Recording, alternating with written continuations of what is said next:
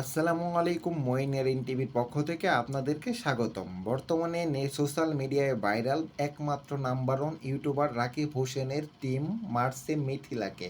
তো এ নিয়ে গুজব ছড়িয়ে পুরা অল দুনিয়া বিশ্বে ভাইরাল।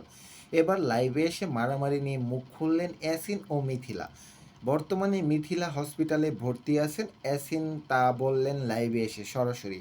আর মিথিলার হাত ভেঙে গেছে এরকম এক রহস্যজনক ঘটনা আসছে আমাদের কাছে রিপোর্টে।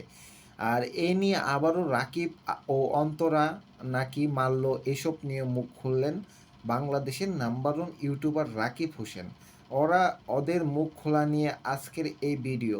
আমার মইনিয়ারিং টিভির পক্ষ থেকে আপনাদেরকে জানাই স্বাগতম, স্বাগতম, স্বাগতম। সবাই ভালোবাসা দিবেন, এই টিভির পাশে থাকবেন।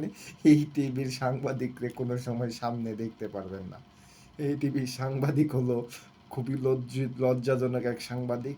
তো সবাই ভালো থাকবেন, এই টিভিকে সবাই সাপোর্ট করবেন। আস্তে আস্তে সব ঠিক হয়ে যাব। একদিন আমিও নিউজ পড়তে পারবো ইনশাল্লাহ।